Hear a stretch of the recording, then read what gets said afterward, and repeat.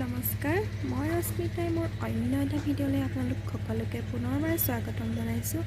আজি মই আপোনালোকৰ মাজলৈ লৈ আহিছোঁ কণীৰ পৰা পনীৰ বনোৱা ৰেচিপি ভিডিঅ' এটা। আপুনি যদি মোৰ চেনেললৈ নতুনকৈ আহিছে তেনেহ'লে মোৰ চেনেলটো ছাবস্ক্ৰাইব কৰি দিব, লগতে কাষতে থকা বেল আইকনটো প্ৰেছ কৰি অল কৰি দিব। বলকচোন তেনেহ'লে দেৰি নকৰি ভিডিঅ'টো আৰম্ভ কৰোঁ। কণীৰ পৰা পনীৰ বনাবলৈ মই ডিম 3টা লৈ লৈছোঁ। আপোনালোকে বেছিকৈ ল'ব পাৰে। এয়া ধনিয়া পাত অলপ কাটি লৈছোঁ, এইটো চাইডে বিলাহী 2টা কাটি লৈছোঁ আৰু এয়া জলকীয়া 2টা, পিঁয়াজ এটা কাটি লৈছোঁ। আপোনালোকে বেছিকৈ ল'ব পাৰে। এয়া নহৰু আদা খুন্দি লৈছোঁ। এয়া বুট আৰু আলু বইল কৰি লৈছোঁ। মই বুট আৰু আলু বইল কৰা পানীখিনি থৈ দিছোঁ। এয়া ডিম 3টা ভাঙি ল'লোঁ, ইয়াত নিমখ অলপ দি দিছোঁ। এতিয়া এইখিনি ভালদৰে অলপ টাইম ফেটি লৈছোঁ। এইফালে চচপেনত পানী এগিলাচ দি মই গেছত উঠাই দিছোঁ। পানীখিনি অলপ গৰম হোৱালৈকে মই গেছত থৈ দিম। এয়া পানী গৰম হৈ গ'ল। এতিয়া ইয়াত মই ফেটি লোৱা ডিমখিনি ঢালি দিছোঁ। এনেকৈয়ে এইখিনি গেছটো ল' ফ্লেমত দি পেলাই 5 মিনিটমান সময় মই থৈ দিম গেছতে এনেদৰে। এয়া 5 মিনিটমান সময় থৈ দিয়াৰ পাছত এইখিনি হৈ গ'ল ভালদৰে।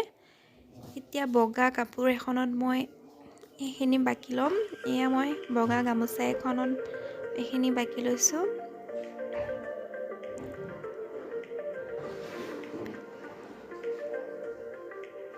এইখিনি এনেকৈ মই গৰম হৈ আছে কাৰণে চাকু পাতত চেপি লৈছোঁ।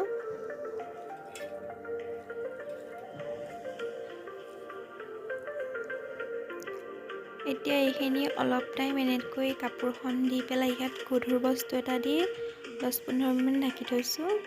এয়া ঢাকি থোৱাৰ পিছত মই এইখিনি সৰু সৰু পিচকৈ কাটি ল'ম ভালদৰে।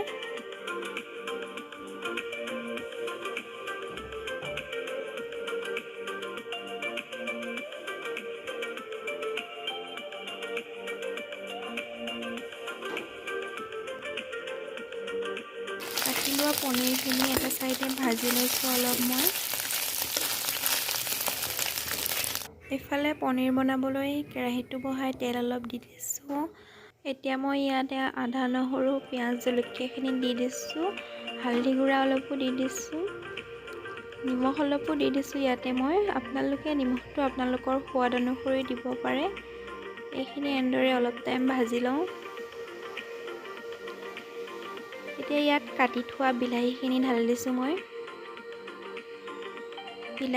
বিলাহীখিনি দি পেলাই অলপ টাইম এনেদৰে ভাজি ল'লোঁ। এতিয়া ইয়াত মই বইল কৰি থোৱা বুট আৰু আলুখিনি দি দিছোঁ।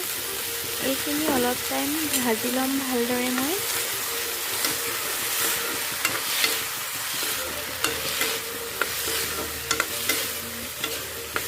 এতিয়া ইয়াত মই বইল কৰি থোৱা বুটৰ পানীখিনি ঢালি দিছোঁ।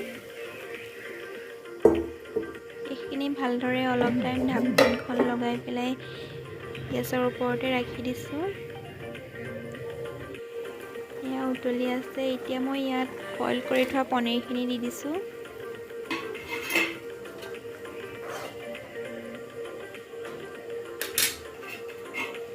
এইখিনি আকৌ ঢাকন লগাই দিছোঁ। এয়া হৈছেহি আৰু এতিয়া ইয়াত মই কাটি থোৱা ধনিয়াখিনি দি দিছোঁ।